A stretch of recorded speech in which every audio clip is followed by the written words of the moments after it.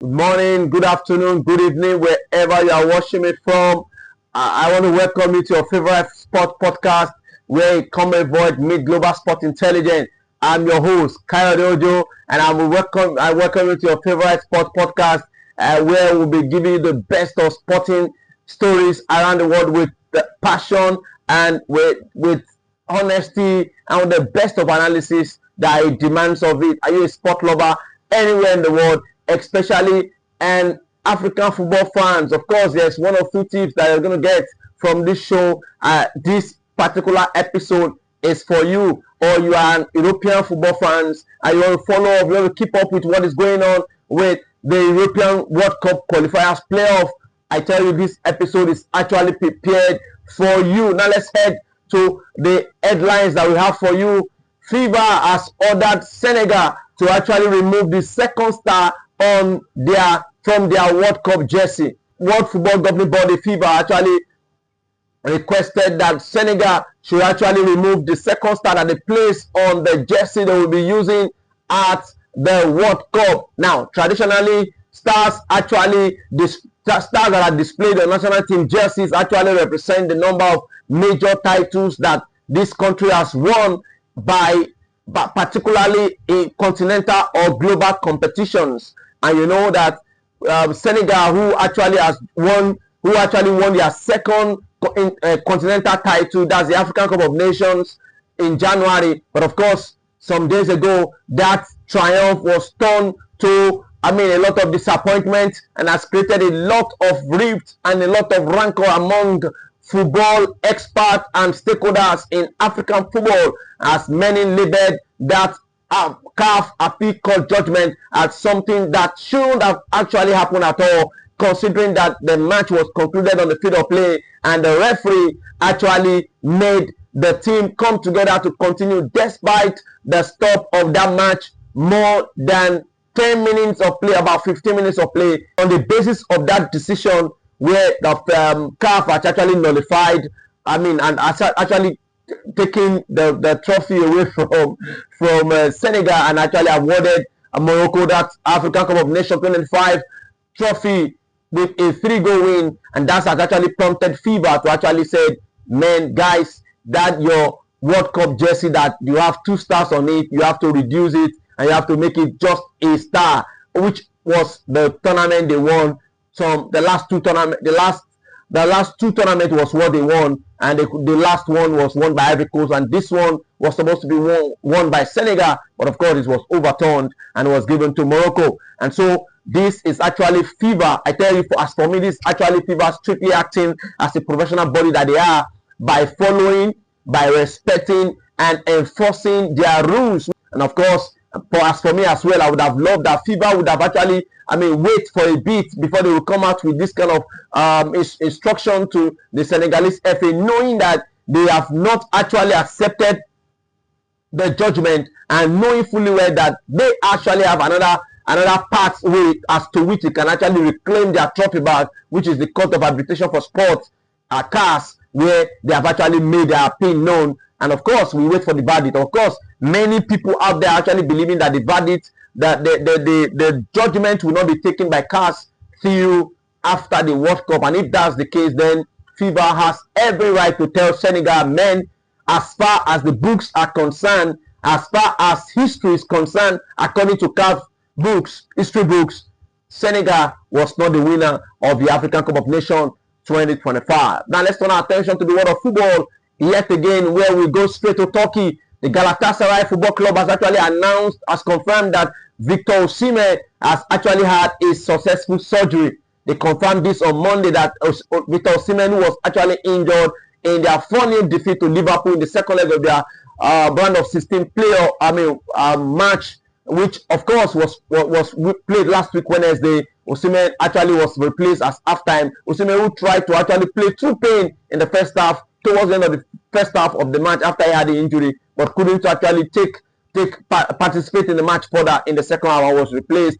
And actually the surgery was performed and it was confirmed that is a huge success. Now this 27-year-old Victor Osimhen is actually will be sidelined for the next 4 weeks, around 4 weeks or thereabouts, for Galatasaray.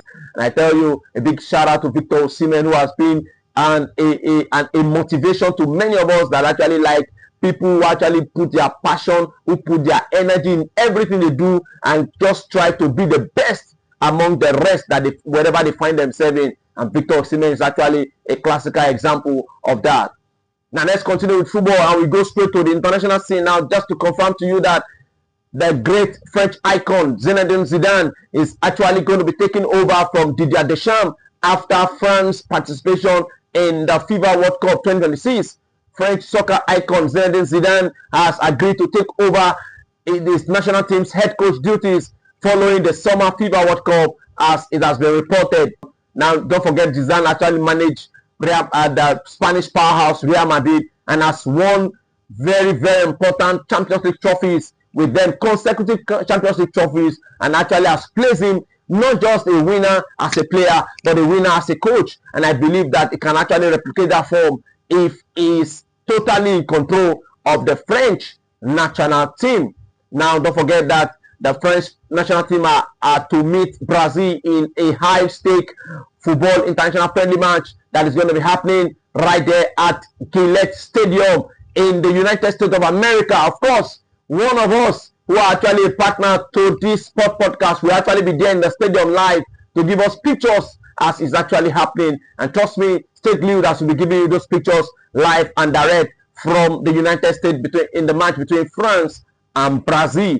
Don't forget France as well. We'll also be playing. We are also built to face Colombia and Ivory Coast as preparations geared towards the summer FIFA World Cup right there in the United States, Mexico, and Canada. Don't forget, in that World Cup, France are drawn in Group I alongside Norway, Senegal, and a country from the FIFA Playoff Tournament 2, which we are going to get the result over the next 2 weeks of international play.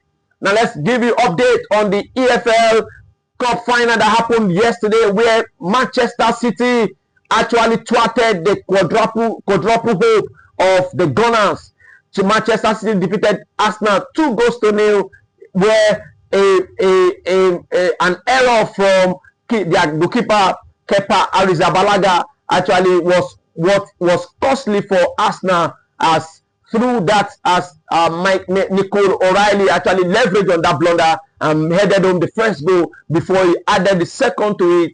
And that was a brace for Nicole O'Reilly that was actually enough to actually hand Pep Guardiola his 40th trophy as a manager. What a trophy-laden managerial career that he has had, as he has won a lot of trophies. He has won the Premier League 6 times, and he has won Carabao Cup 5 times, Club World Cup 4 times, UEFA Super Cup 4 times, Champions League twice, and La Liga as well twice, with Bundesliga twice, Spanish Super Cup twice, Community Shield twice, and then we have the Copa del Rey has won twice, and the DFB Cup right there in Germany twice as well, and the FA Cup twice. Every competition, I tell you, that Pep Guardiola has actually participated in every of his managerial career, he has actually won all of those competitions. Now let's take you straight to the World Cup, European playoff, and the other intercontinental playoff that will be happening right now, right in between these 2 weeks, where at the end of these 2 weeks we'll be able to confirm every of the participating team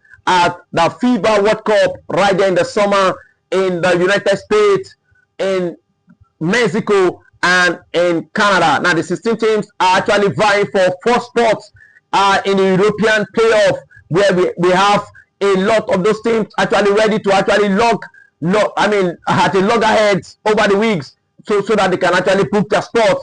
And this 16 team actually been placed in four pots, where we have pot A to pot D, and this pot A to pot D will be playing. They'll be playing each other before they will now conclude who at the end of the day will actually win in each of those parts. Now let's take you through the parts that we have. Part A, this team will play each other. They have been drawn in the semi-final spot, where Wales will be playing Bosnia and Italy will be playing Northern Ireland. Whoever that wins between these 2 teams will actually play each other and will be playing for a place in the World Cup. And then we have part B, where we have Ukraine, we have Sweden, and we have Poland and Albania. So each of these two teams playing each other. Sweden will be playing Ukraine and Poland will be playing Albania. Whoever that wins between these two teams will qualify to final and they will play each other for a spot in the World Cup. One of the most surprise qualifiers in this European player that I've seen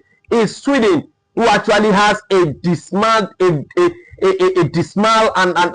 disappointing World Cup qualifiers. But of course, they were able to get what they got in these qualifiers through the Super League that they play, European Super League that they play, which actually made them to actually, UEFA Nations League, and they were able to be the runner-up. They got that qualification, the playoff spot through their UEFA Nations League, and that is a big one for Graham Potter, who is actually the head coach of the Swedish national team. It will be an opportunity for us to see the likes of Victor Gyökeres and Alexander Isak, for them to actually be on the forefront, and Anthony Elanga, for them to actually be able to actually secure a spot for Sweden as they will be playing against Ukraine and whoever that wins between Poland and Albania. Now let's take you to the Part C of the European playoff, where we have Slovakia, we have Kosovo, and we have Turkey, we have Romania.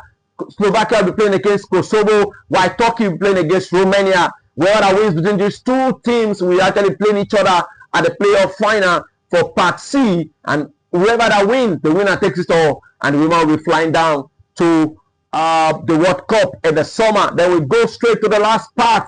That's the Part D for this European qualifiers. We have Czech Republic will be playing against Republic of Ireland, while whoever that wins in that match will be playing the final against Denmark or North Macedonia. Now, North Macedonia is a surprise team that actually missed out slightly on the direct qualification spot, and they find themselves in the playoff with the Paris Saint-Germain talismanic winger Kvaratskhelia, who is actually the leading the North Macedonia team to see if they can book a spot right there at this World Cup in summer. The first appearance it will be if they can actually make it down to the World Cup, and that's the European qualifying scene that we've just actually keep you updated with. And then we now quickly take you through the intercontinental playoff that involve other confederations bringing in their best placed teams in their playoff, which we have for CAF. We have DR Congo, who actually qualified ahead of Nigeria in a painful final that we lost, that the Super Eagles of Nigeria lost on penalties. They actually have the chance of actually qualifying for their maiden FIFA World Cup. New Caledonia will be playing against Jamaica, and that match will actually bring in what we call, whoever that wins between that match will be playing against the African representative, that's CAF representative there, which is DR Congo. And then we have Bolivia will be playing against Suriname, and whoever that wins between Bolivia and Suriname will be playing against Iraq in the final of the playoff. Now, the two teams will actually have a chance to qualify for the World Cup through this interconfederation playoff for the World Cup. And I tell you that a lot of football will be happening in these international windows. Majority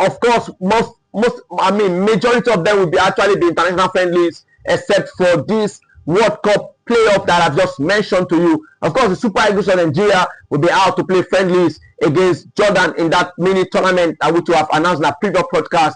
And they will also be doing, not just, of course, they were actually hoping to actually be at that playoff, but of course, DR Congo actually took the spot, and the Nigerian Football Federation actually missed out on their petition against DR Congo to FIFA, as FIFA actually ruled in favor of DR Congo. And that will be all for our today's episode of your favorite sport podcast. I want to thank you so much for watching. Special thanks to Almighty God for the success of today's podcast. I want to give immense gratitude to my headline sponsor, The Box Lagos Limited, that is located at number 63 Adekunle Banjo Avenue, Magodo, a place where you can get the best of fun with their karaoke night, with their salsa night, with their many football watch parties, and lot of celebrity hangouts, among many other activities that is lined up right there at The Box Lagos, a place where you can get the best of fun. I tell you guys, find your way down to The Box Lagos at number 63 Adekunle Banjo Avenue, Magbodo, and I tell you, you will never regret it. This is your favorite sport podcast. Yes, sport meet with intelligence. I'll see you in the next one.